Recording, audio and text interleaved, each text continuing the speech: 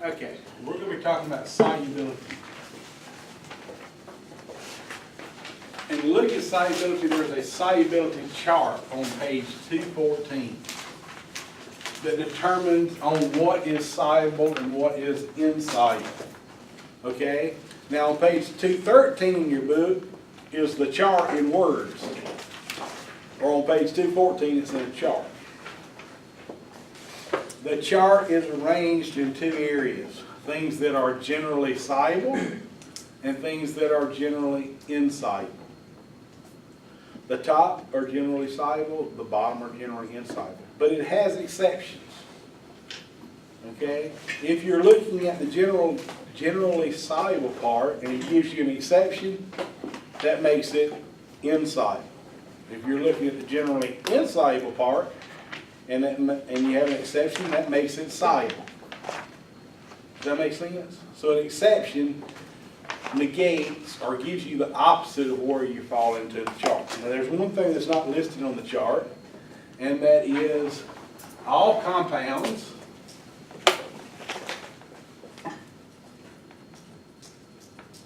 that have a formula starting with an H are soluble. Okay?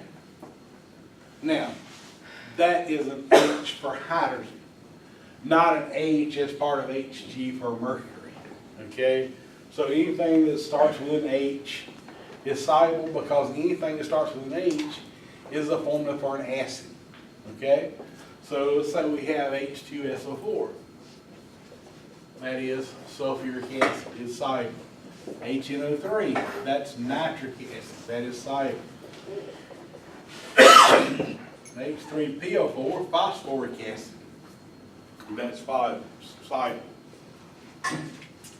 HCl, hydrochloric acid, they all start with an H. Okay, so they're all soluble. Now, we can't say that about organic acids. Organic acids end in COOH. But organic acids are not all soluble in water. The most common organic acid that's soluble in water is acetic acid, the active ingredient in vinegar. It is soluble in water. Higher molecular weight organic acids are not soluble in water. Okay? Because they've got too much of an organic component to make them soluble. So, we look at our solubility charts. Let's say we have this here. PbNO3.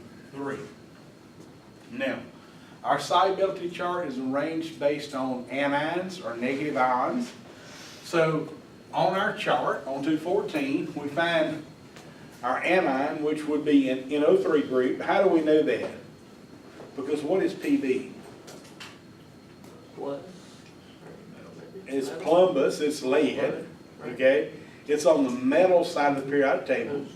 And we know on a formula, anytime we write a formula, the positive comes first, followed by the negative, Right. okay? So Pb is on the metals, it's going to have a positive charge, so we look at the chart, and we find NO3 minus on our chart, okay?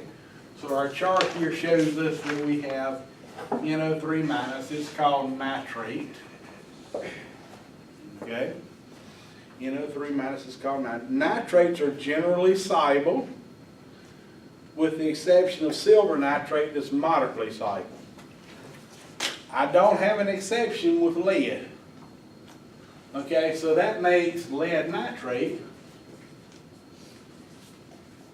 a soluble compound. Okay? Lead nitrate is a soluble compound. When it is determined to be a soluble compound, that means it is aqueous in water, AQ. Now, if it was insoluble in water, something that's insoluble in water would be a solid, or a liquid, or a gas. The only liquid we're going to be looking at in Chem 1 is water. Water is not soluble in itself. I guess every rule has an exception. A formula for water is H2O. It starts with a hydrogen, right? But water, H2O, is insoluble in itself, even though it starts with a hydrogen. I guess I should say except for H2O. Okay, if I make H2O, H2O will be made as a liquid, which makes it insoluble. So if it's soluble, you're going to have an aqueous or an AQ after the formula. If it's insoluble, you're going to have S for solid, L for liquid, or G for gas. So let's look at a couple.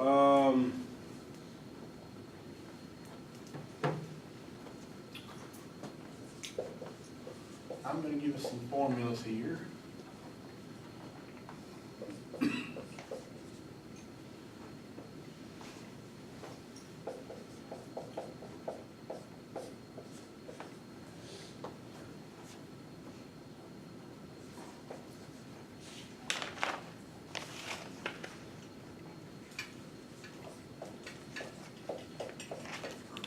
Okay, now, you got 4 compounds. Our 4 compounds, we look at the anions, okay? So the anion here is a sulfate. We happen to know it's -2 because we can look at the chart and we see that sulfates have a -2 charge. Okay, so sulfates are generally soluble, except for barium sulfate, lead sulfate, or mercury sulfate. Is that barium, lead, or mercury? No, so that means it is AQ. It's soluble. Okay? Now we go to chlorides. Chlorides are generally what? Soluble. Insoluble would be silver and mercury 1. Is that silver? Mm-hmm. Is that mercury? Mm-hmm. That's cobalt. So it would be soluble. Okay, now we go to sulfides. We switch areas of the chart. Sulfides are generally insoluble, except for those which are from ammonium, sodium, potassium, magnesium, or calcium. That is ammonium sulfide, so that makes it soluble.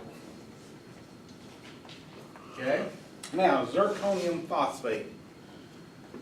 Zirconium 2 phosphate. Okay? Phosphates are generally what? Insoluble, except for ammonium, sodium, and potassium. Is that ammonium, sodium, or potassium? No. So that makes it a solid. Okay? So that's how you determine solubilities. Now, if something is soluble, it ionizes or dissociates into its ions. If it's insoluble, it stays as a whole molecule. Okay, so if it's soluble, if it's got AQ after it, it breaks into portions. If it's solid, liquid, or gas, it stays as one component. Yes? The only liquid you're going to have is water. The only gases you're going to have, if you have them, would be hydrogen, nitrogen, oxygen, fluorine, chlorine, or any of the noble gases. But since noble gases don't react anyhow, you won't be seeing the noble gases. And it's really hard in a reaction to make anything other than hydrogen. So, hydrogen. The only liquids that you would possibly see would be water, or if you made bromine liquid, or mercury liquid. That's the only options. But I'm telling you right now, we're not going to have but water. Okay. Okay, so, now, when we have an aqueous component, it breaks down into its ions. Now, you're asking, your questions you're going to ask, how do I know what the ions are? Well, I look at it, and I have this on my chart, SO4, okay? And it tells me on my chart, SO4 has the -2 charge, and it would be aqueous if it breaks down. Since SO4 has a -2 charge, what would be the charge on zinc?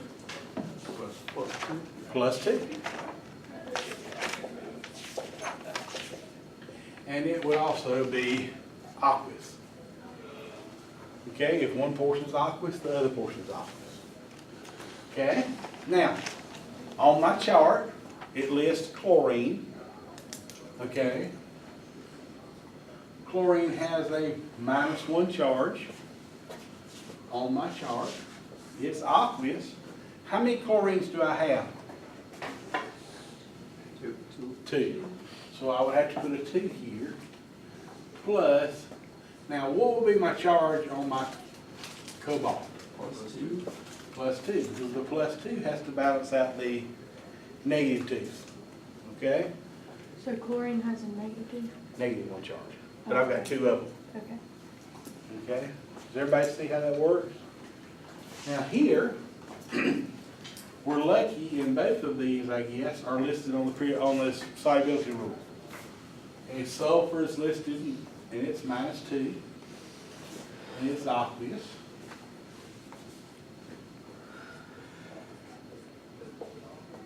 And I have 2 ammonias, and they're aqueous. And both of them were listed. Okay? Now, what about the third one? The fourth one, I'm sorry. Zirconium phosphate. Zirconium 2 phosphate. Stays like that. It stays like that. It's solid. It doesn't break into its ions. Okay? It doesn't break into its ions. Okay? Does that make sense to you there? Now, we're going to use this to begin to write equations. Okay? Now, in writing equations, we kind of have to look at it in a kind of different way, okay, to begin with. Let's suppose you go to a party. You take a date to a party, okay? You've heard about things like that, right? You've heard about parties before? You've heard about taking a date to a party? Okay? I'm not saying it's a serious thing, but let's say you take a date to a party. And both of you find better options once you get there. Okay? So you go in your separate directions, right? Okay? If we're looking at a reaction in terms of solubility, we can look at it in terms of we're finding better options at the party. And we're going to go home or go wherever with somebody different. Okay? So let's look at a reaction. Okay, let's say we have this compound here. Sodium hydroxide. Okay? And we're going to add some hydrochloric acid to it. And the question would be, what is the product of that reaction? Okay, so here's our beaker of sodium hydroxide. Now, is sodium hydroxide soluble? Well, we look at the chart. Hydroxides are generally insoluble, except for the 7 strong soluble bases, which are lithium, sodium, potassium, rubidium, calcium, strontium, and barium hydroxides. So this would be soluble. So in our beaker, since it's soluble, we would have Na plus aqueous floating around and some OH minus aqueous floating around. We wouldn't have any sodium hydroxide, right? Agree? You agree with that? Okay, it's soluble. Now, our next compound, hydrochloric acid. Soluble or insoluble? Soluble. Why? Starts with an H, so it would be AQ. So in our beaker of hydrochloric acid, we would have some H plus aqueous and some Cl minus aqueous floating around there. Okay? So we got 2 beakers. We want to see if we have a reaction. How do we see if we have a reaction with our 2 beakers? We do what? Mix them. Pour them together, okay? Into a big beaker. Okay? Now, think back to that party. Okay, you had your options, and what did you do? You split up once you got there, right? Because the option that you brought to the party wasn't too good an option. So you're looking for a different option, okay? So now we're going to pair up opposite ions. Okay, so the sodium and the hydroxide came together. Now we're going to look at sodium and chlorine. Okay? In other words, we're swapping the positives and negatives. Now, are chlorides soluble? Generally soluble. Is that an exception to the rule? No. And we can say most of the time, 99.999% of the time, that sodium anything is going to be soluble. Okay? There's two ways to get a drug into your body. Okay? It's got to be soluble to be absorbed, right? Mm-hmm. They can make a sodium salt of it. That makes it soluble. Or they can make a hydrochloric acid salt of it, which also makes it soluble. Those are the two easiest ways to do. Remove a hydrogen, put a sodium on there, it's soluble. Remove some other negative group, replace it with chlorine, makes it soluble. Okay, so now, if sodium paired up with chlorine, and they're, talking back there in the back, okay, in the dark, that leaves us OH minus and H plus. I've been to those parties. I know you've been to those parties, okay. So, H and OH form what? H2O. H2O. Now, what do we know about H2O? Soluble. It's insoluble and it's a liquid. So, in our big beaker here, we pour these two together. We've got, since this one's soluble, some Na plus aqueous floating around. Some Cl minus aqueous floating around. And we have H2O liquid. Okay? Do we have a product from that reaction? Did we make something new? Yes. Yeah. What did we make? Sodium chloride. We didn't make any sodium chloride. Water. We made water. Okay? This is our product. It's the only thing that's different in that beaker. This is different than anything that's in those two beakers. Okay? Those other two ions here, this and this are called spectator ions. In other words, they were the date that got you out of the house to get you to the party so you could meet up with the person your parents didn't want you to see. Okay? They're just there. Yeah, they're in the back. They're hanging out in the back. They're not talking in the back. They're just hanging out back there because nobody else likes them. They're spectator ions. They're not pairing up. They're not hooking up to form a new compound. The only new compound that we make is water. Okay? Now, you just wrote a chemical equation. You just wrote a chemical equation. Now this chemical equation is for an acid-base neutralization. Okay? That's what the title of it is. It's really nothing more than a solubility equation. We're looking at a solubility equation. And it's also called something like this, a formula unit equation. Now, a formula unit equation is a balanced chemical equation. Is that balanced? Mm-hmm. Yes. A formula unit equation is an equation which gives solubilities. Do those have the solubilities? Yeah. Yes.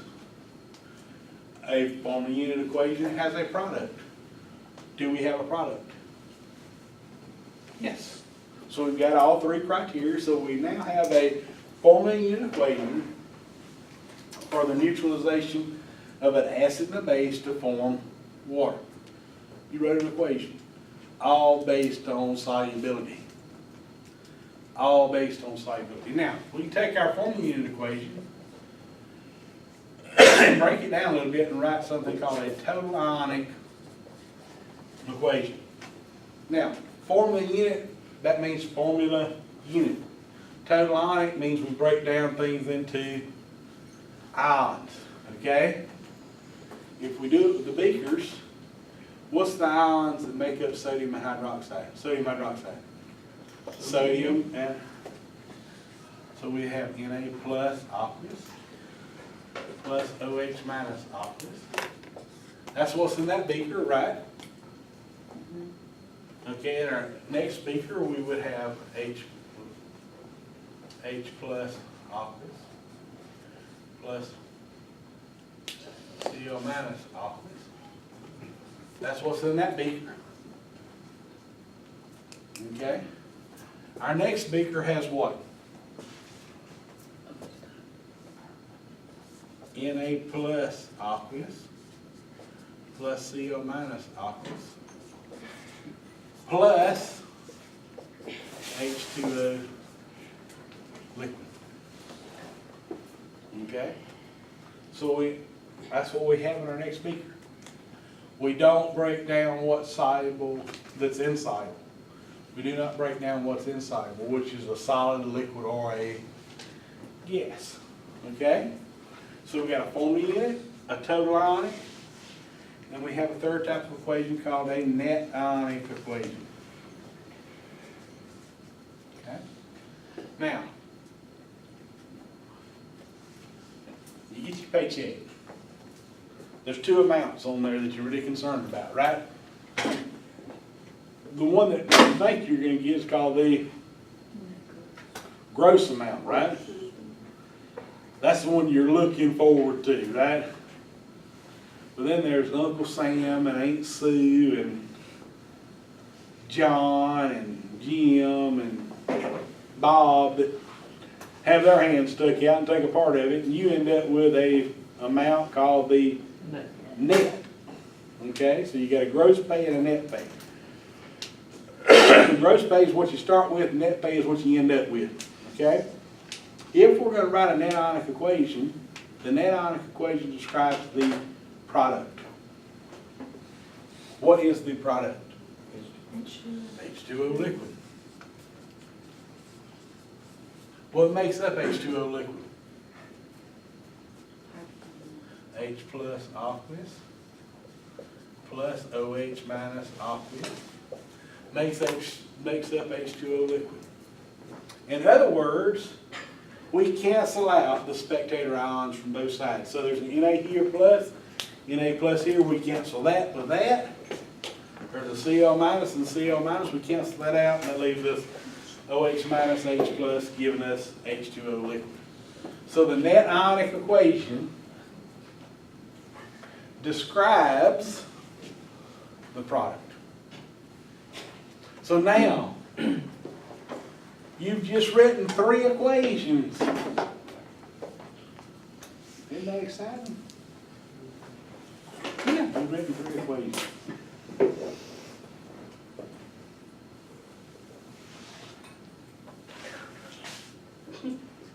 Not so much. Not so much.